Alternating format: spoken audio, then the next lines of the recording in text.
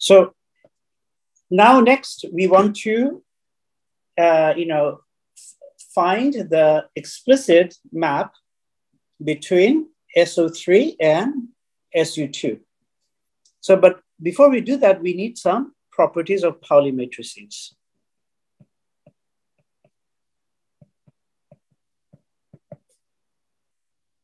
Okay, so Pauli matrices, they satisfy this anti-commutation relationship. So this means that sigma A, sigma B plus sigma B, sigma A is 2 of delta AB, okay? That's number one. Number two is that they are traceless. Number three is that they are Hermitian. Number four is the commutator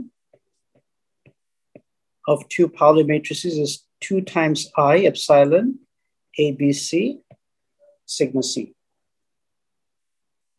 Okay.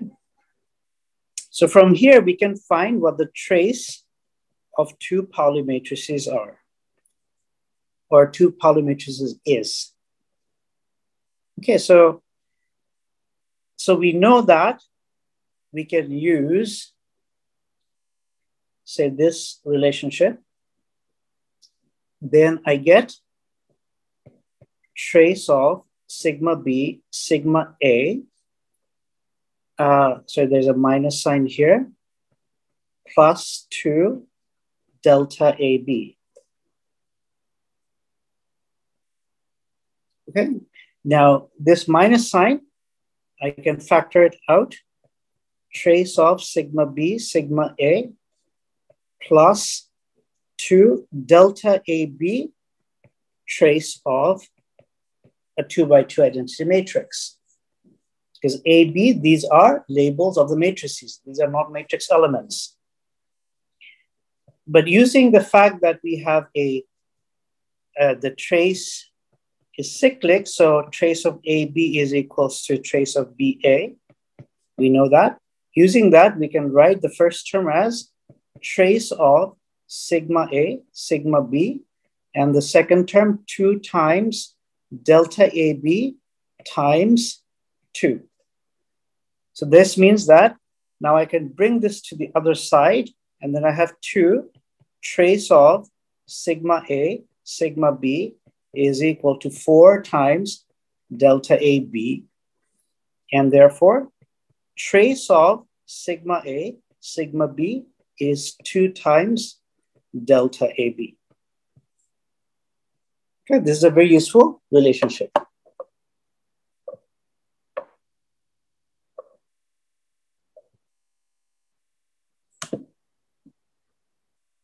Now, if I look at a finite element of SU2,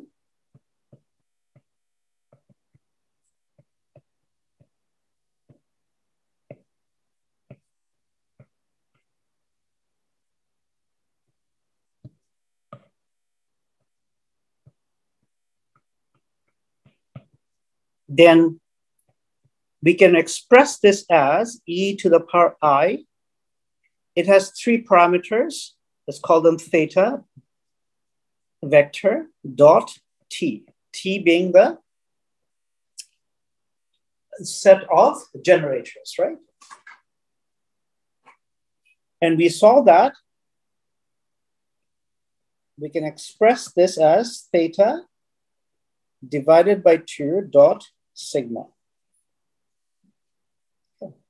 So now what we want to do is that we want to explicitly, create a map between, say, a rotation around the z-axis by theta and some u. We want to see, so we know what this rotation is. This rotation is, say, cosine of theta minus sine of theta, sine of theta, cosine of theta 0, 0, 1, 0, 0, right? So now my question is, what is the U that corresponds to it? Of course, there's going to be U and minus U as well. But if you have U, we have minus U. So that's not a problem. Okay? So to see this, we know that we can always build up like a finite rotation from kind of a series of small infinitesimal rotations, right? So let's see if we can use that to our advantage. So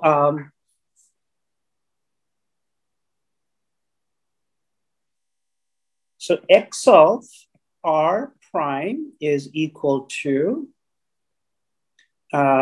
say, r prime of a, sigma a, and that is equal to u x of r u dagger.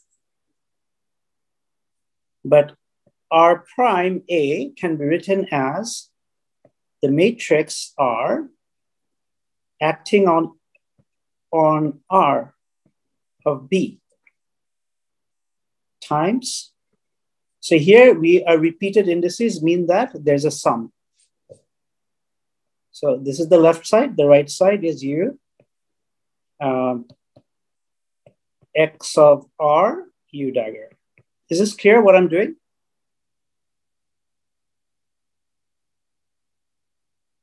Yes, sir. Okay. Now we are going to assume that our rotation is something very small. Okay. Before we do that, let's write the right-hand side explicitly as well. So we have RAB, RB, sigma A is equal to U. Here I have, say, I should not write the hat when I'm writing the vector, the component. Okay. So here I have R of B sigma B U dagger. Okay. So I'm just like writing this out explicitly. But R is some arbitrary vector. So for this equation to be correct, it has to be correct for all R's. So I can write this as this implies R of AB, sigma of A is equal to U, sigma B, U dagger. Okay. R is just some coefficient that I get rid of from both sides. So now what I do is that I consider small rotations. If I have a small rotation, then the left-hand side is delta AB, the identity matrix, plus I'm going to choose my generators for R3 to be Hermitian and complex. So I'm going to introduce an I here. And theta is the rotation. And I'm doing a rotation around the third axis, so it'll be T3. So this is this object. And then I have, let me just, what I will do is that instead of writing as delta, I'm writing it as the identity matrix. And this whole thing is a matrix, so I'm going to put the index AB here. And that multiplies the Pauli matrix sigma A. So this is the left-hand side. For the right-hand side, I'm going to assume that this also, we are going to only express this as linear order in theta. Okay, so because you will have some expansion theta, we just don't know what this T is. It's going to be T3, but we don't know that yet. Or tau 3, I should say. Let me just use, because I'm using T as a generator of R, let me use a different symbol for the generators of, let's call this tau. Okay. So on the right-hand side, I'm going to get some identity matrix and then plus I of theta times tau. And then I get sigma b, and here I will get 1 minus I of theta tau. Yeah, sorry, the tau will be just one matrix because I've got just one theta here. Okay, is this clear what's happening here?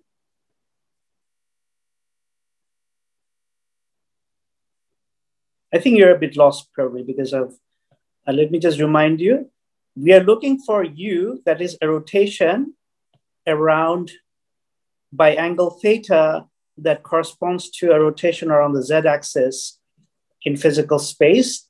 And that will have some form of I theta tau. We just don't know what tau is. We want to find out what tau is when the rotation is in physical space by theta and around z-axis, okay? We're assuming that the same angle that parameterizes our rotation in physical space is going to be the same angle here, which is a valid assumption. And then what we're doing is that we're expanding both R, the rotation in physical space, as well as U, as in terms of infinitesimal parameter theta. And we're going to keep the linear terms on both sides, okay? So I'm going to pause here in case people are confused and people want me to have some questions.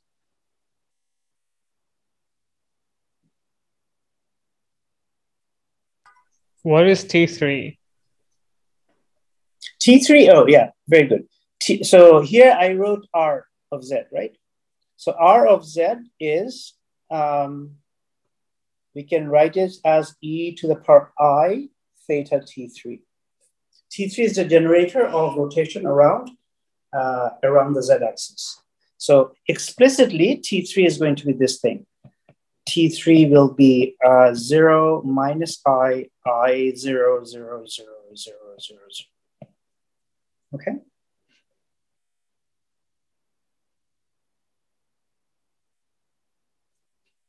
So when you exponentiate this, you should get this matrix. If you plug that in. Okay. Yeah, I got it. So this is just the infinitesimal version of this. So now if I expand this, I'm just going to erase this. So if I expand this, what will happen is that the first identity will be, they'll cancel out from both sides. On the left side, I'll have I theta T3 AB sigma A. On the right-hand side, I will have I theta, the commutator of tau and sigma B. Okay. And then, we can also get rid of these guys. So we have, in the end,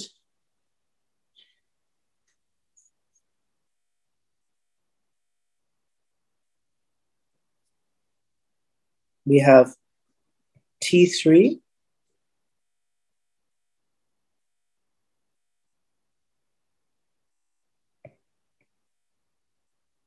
AB sigma A is equal to tau sigma B. Okay, now what is tau? Tau will be some linear combination of the sigma matrices.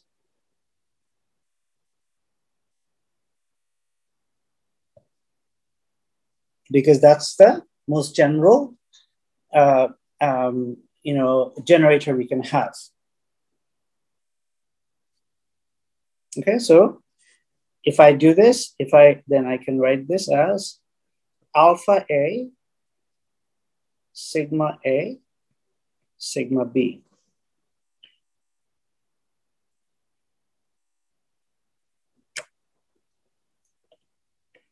Now what I can do is that I can then multiply both sides. I have to be a bit careful here. Let's see.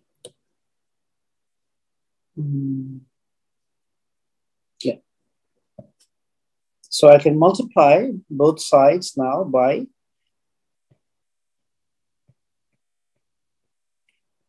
sigma C, sigma A, and I can take the trace.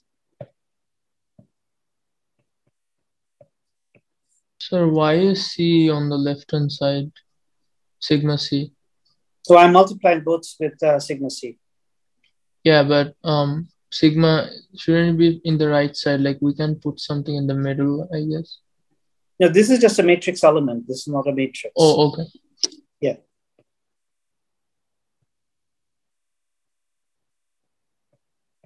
Okay. So here we have 2 times delta AC. On the right-hand side, I have alpha A, trace of sigma C, and now I will have 2 times I epsilon AB, D, sigma D. So here on the left side, I get 2 T3 C of B. I'm summing over the repeated index here. On the right-hand side, I have 2I alpha A epsilon A B D, and the trace of sigma C sigma D is going to give me 2 delta C of D.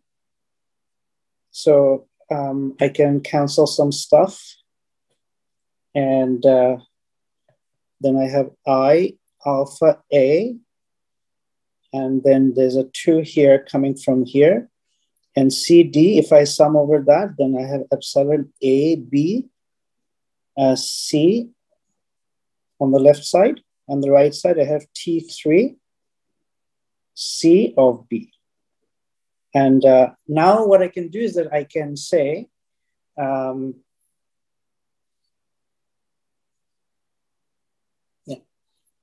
then I can, so I see that there's a C and B are free indices. So I can use the fact that if I have epsilon A, B, C, and I contracted it with epsilon, say, D, B, C, so this is summed over, that this is actually factorial 2 delta AD. Okay, proving this would be a separate exercise. So if I do this and then I multiply both sides by this object and do the sum, then what I'll have is that I will have, there'll be a factorial of 2 coming from here. So there'll be a factor of 4, and I can bring that factor of 4 over into this side. So over here, I'll have T of 3, CB epsilon DBC. On the right-hand side, I will have, because of the delta, I will have just, I think there should be a fact, there'll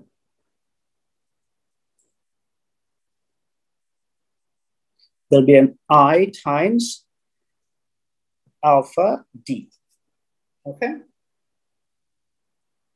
Now I know what the structure of T is. T is T3 of CB is given by I times epsilon 3 CD. Okay. If I go back to T3, you see that this is that it's only non-zero when the row and column are 1 and 2, right? And the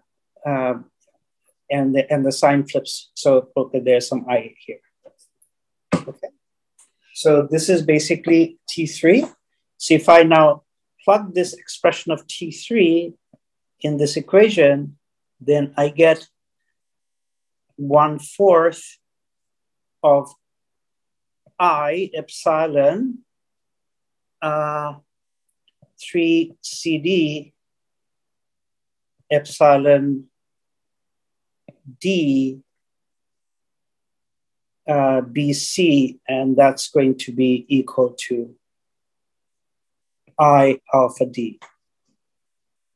Let me make sure that, so this should be CB, okay, not CD, CB, okay, CB. So here I have the I's canceling out, and here I have 1/4. I'm missing, and because there's a sum over 2 indices, I'll get a factorial of 2 here, and I'll get a delta 3D, alpha D, which gives us that alpha D is alpha 3 over 2, which tells us that the rotation around the z-axis, so rotation by an angle theta around the z-axis corresponds to e to the power I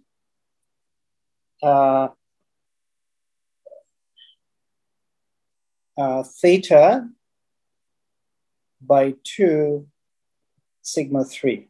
So I think I messed it up a little bit in terms of introducing alpha. I think the alpha itself could have been the theta. So if I go back and fix that, then what's important here is just the fact that the rotation around the z-axis gives us sigma 3 over here, okay? So I made some, a poor choice in terms of parameterizing tau. I actually didn't need the theta here. Or maybe I did. Yeah. Actually, no. I think I did everything right. This is what, everything is right. Yeah. What this equation tells me is that alpha 3 is half. Yeah, so then everything is fine. Okay. So similarly, you can show that if you do a rotation around the x-axis by angle theta, that corresponds to e to the power I theta by 2 sigma 1. If you do a rotation around the y-axis by angle theta, that corresponds to e to the power I theta by 2 sigma 2. Now, before I go, I just want to point something weird out. So if theta goes from 0 to 2 pi, then r of theta goes to r of theta, right? So, I mean, if, okay, what I mean is this. So we have theta here. Now, if I change theta by 2 pi, so if I take theta to theta plus 2 pi, that's what I mean, then r of theta goes to r of theta, right? But e of I, theta t3, by 2, that goes to minus E of I theta T3 by 2 because of this factor of half. So even though in physical space you rotate by 360 degrees, on the Hilbert space, you don't come back to the same point. You come back to the negative of the vector. Okay, and that's related to fermionic statistics. So does that also explain the double covering property? Exactly. Yeah, that's related to the double covering property. Okay. So anyway, I think this has been quite an intense class. Before I take questions, let me just give you your attendance quickly, and then I'll take some questions, okay?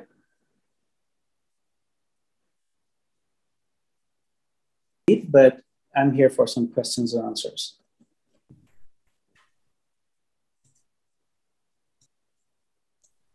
Is this the phenomena where you rotate the electron 2 times before it comes back to the same spin or something like that? Exactly. And it is related to the Fermi statistics.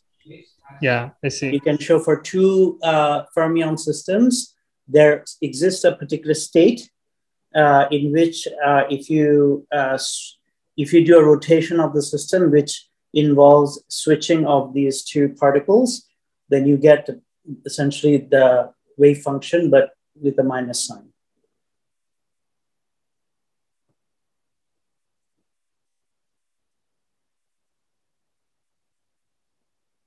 Okay, so this is related to yeah. So all of this is like, there's a deep group theoretic, structure to all of this.